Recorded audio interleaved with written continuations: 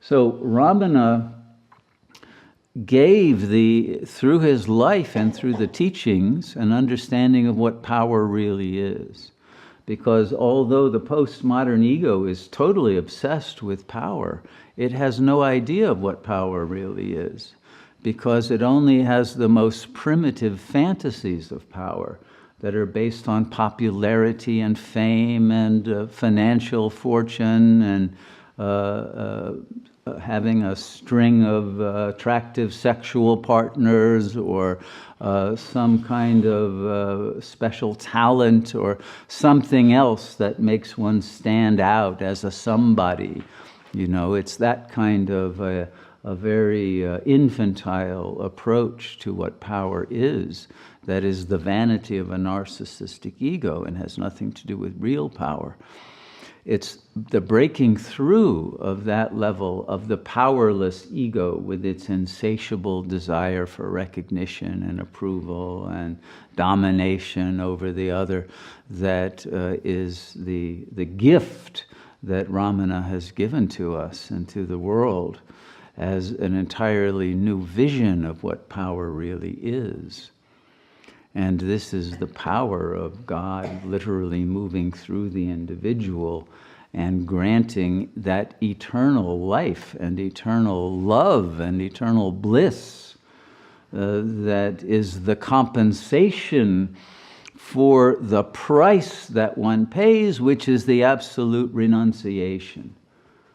of everything one thought one was and everything one thought one depended upon, including the body and its health and its comforts and its sense of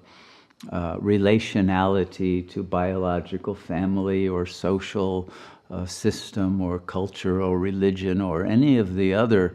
signifiers of identity that are actually the impediments to the attainment of real power. And so Ramana broke through all of those illusions, and this is where the seductions of epistemophilia stop most people, because in the growth and maturation of most egos who develop, at least within, let's say, the Western canon of symbolic development and philosophical understanding and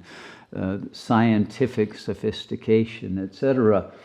there is a power that is given by the insights of psychoanalysis and philosophy and science that can seduce one into believing that that symbolic sense of understanding is sufficient to grant one a sustainable sense of empowerment that gives one a ground on which to stand. But it turns out that knowledge on the phenomenal plane level is completely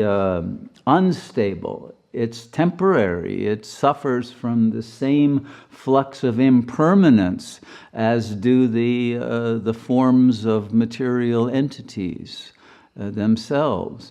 And so we have witnessed, for example,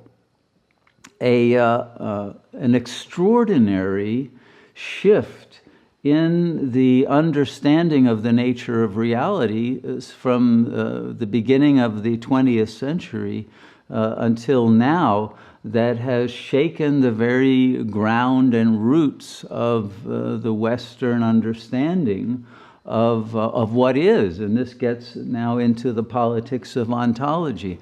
because I remember during most of the period in which I was going through formal education in universities, it was not only heretical, but it was ridiculed if one was anything but a hardcore materialist. And you couldn't get a job in most universities. And one of the reasons I didn't bother to go through the final formal study of psychology is it was all based on behaviorism and on the analysis of what you can do to rats' brains and rabbits' nictitating membranes in their eyes through conditioned reflex experimentation, and discover the neurological basis of consciousness that can then be metaphorically applied to human consciousness through the same kind of mind control techniques that the behaviorists have discovered are workable with other animal forms, and the complete reductionistic approach toward human life that lacks any spiritual dimension or any sense of morality or any sense of the development of consciousness beyond the reward system that can be offered to an ego to sustain its interest in accommodating the desires of the power that can inflict such an experiment to coerce the subjects of the experiment to adapt to the conditions of the environment that are created by the experimental laboratory technicians. And so there became this technical approach to the understanding of human psychology that, in a sense, affirmed the worst and the lowest levels of the potentialities of humanity in its inhumane desire to dominate over the consciousness of others, which is then enacted in the form of disinformation and in the form of all the various kinds of deceptiveness that we face in trying to gather credible information about the nature of reality. But there are, I think there were, until very recently, there was a lock on the chairmanships of all the various departments and pretty much all the leading universities, at least of the US and I think of Europe, in which there was maybe in some of the Ivy League schools one place for an idealist, as kind of a museum piece to look at this character here, who believes that there is mind rather than matter at the fundament of reality. But for the most part, they were there as a laughingstock for the materialists to make fun of, in the faculty lounge. And there was very little attention paid to the possibility that any other paradigm of reality was even worth considering. And then suddenly, the ground began to crumble away from materialism, and the clear evidence of quantum physics, the clear evidence that was coming through from various strands, including the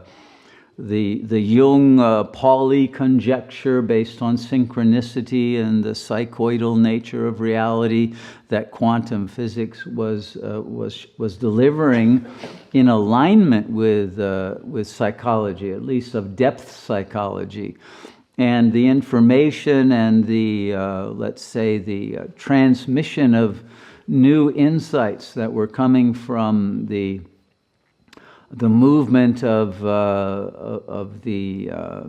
let's say psychedelic revolution and the taking of LSD and the various other mind-expanding chemicals that began to have differential effects upon the mind, producing vibrational frequencies not controllable by behavioristic means, and that led to an entirely different panorama of potentialities of consciousness, as well as that which was coming from Eastern metaphysics and the practice of meditation and yoga that was coming into the West. So an entirely new frame of reference was developing that has literally undermined materialism within almost the blink of an eye. and has led to a complete shakeup within the politics of the establishment, of the academies at least. It hasn't yet trickled down to the population at large. So I would say that what is still the main obstacle of most people to come to an ashram like this, or to engage in a spiritual life with seriousness, not just dabbling in an occasional meditation retreat, or let's say, an ayahuasca retreat in Peru or something like that, but a serious engagement with consciousness, is the fear of madness, and the fear of that other people will think you are mad. And it's that fear of becoming too different from the other members of your family and your social group and your church group and your professional colleagues and all of that, that they will all look at you like you are crazy. That prevents people from taking the leap into a paradigm that is ontologically forbidden territory if you want to be accepted into the frame of reference in which other people will be able to relate to you comfortably. And so you have to let go of and be completely disinterested in those kinds of relationships that depend upon your compromising your own identity and your own capacity for transcendence of the ego in order to fit in to those models of reality that inherently stunt your growth and keep you limited to a phenomenal plain slice of who you are, rather than to the fullness